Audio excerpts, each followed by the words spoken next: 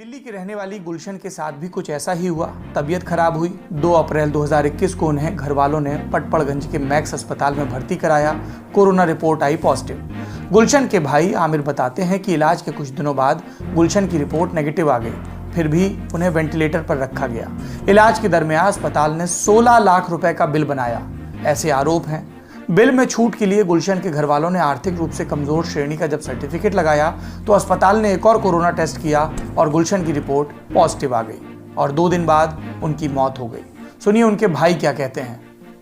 जब तक पॉजिटिव चल रहा था तब तक गवर्नमेंट की तरफ से जो पैकेज फिक्स था प्राइवेट हॉस्पिटल्स के लिए वो हमारा चल रहा था, जो रोज का खर्चा 20 से 22 हज़ार आ रहा था।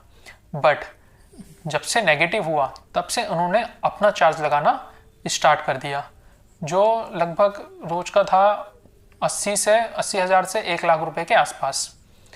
बट हमने सोचा चलो कोई बात नहीं, बहन ठीक हो जानी चाहिए, क्योंकि फाइनेंशियल इतने मजबूत तो थे नहीं, बट जान के आगे आदमी पैसा लगा देता है। हमने भी वही करा। बट उन्होंने उसे जब 8 तारीख पे वेंटिलेटर पे रखा, उसके बाद से 22 तारीख तक वो वेंटिलेटर पर ही रही।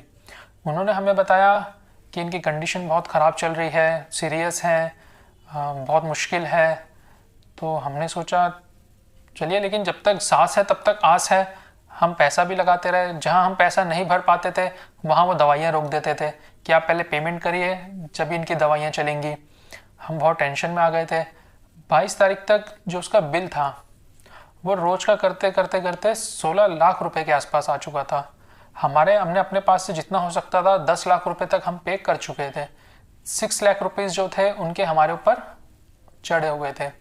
बट मेरी बहन का जो है EWS कार्ड बना हुआ था, तो हमें स्टार्टिंग में तो इतना कुछ पता नहीं था, बट हमें किसी ने बताया कि आप इनका इस कैटेगरी में करवा दीजिए। तो हमने 21 या 22 तारीख से हम लग गए थे कि EWS कैटेगरी हो जाए। हमने गवर्नमेंट के यहाँ वहाँ चक्कर लगा के EWS कैटेगरी एक्सेप्ट करवा दिया हॉस्पिटल में। बट उन्होंने हमसे बोला कि अगर आपको EWS कैटेगरी करवाना है तो सबसे पहले आपका जो बैलेंस अमाउंट है 6 लाख रुपीज़, ये आपको आज के आज ही पे करना पड़ेगा, नहीं तो अगले दिन आप पे करोगे तो 1 लाख रुपए जो चार्ज लगता है वो आपका लग जाएगा। हम बहुत टेंशन में आ गए, क्योंकि एक साथ एक दिन में 6 लाख रुपए जमा करना हमारे बस की नहीं थी। बट कहते ना, करने वाला ऊपर वाला है।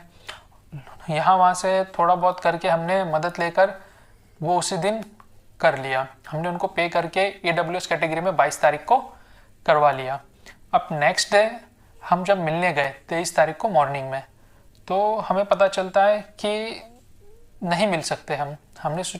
हमने बोला क्यों नहीं मिल सकते हम, क्या हो गया?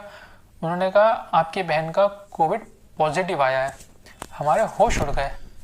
हमने सोचा कि कल रात को हम मिलकर आए हैं, वार्ड में जा कर के EWS कैटेगरी करवा करके सारे डॉक्यूमेंट जमा करके मिलकर आए हैं, नेक्स्ट डे पॉजिटिव कैसे हो गया? हमने बोला आपने हमें बताना ज़रूर नहीं समझा कि आपने टेस्ट करा है।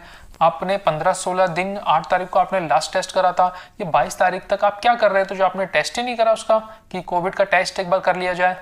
वो कह रहे ऐसा होता है कि कभी कभार ज़रूरत नहीं लगती, बट हमें ज़रूरत लगी तो हमने टेस्ट कर लिया। उनको एक अलग वार्ड में रखा गया है। हम बहुत परेशान हो गए। हमने कहा चलिए ठीक है, कोई बात नहीं।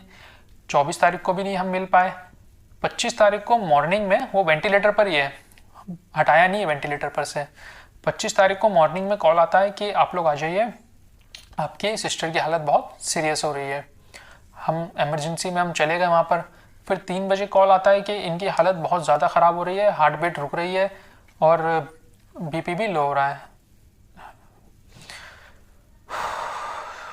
बहुत खतरनाक मंजर था वो हमारे लिए। फिर 3:30 बजे कॉल आता है कि आप लोग ऊपर आ जाइए। हम ऊपर जाते हैं तो वो हमें बताते हैं कि आपकी बहन अब नहीं रही।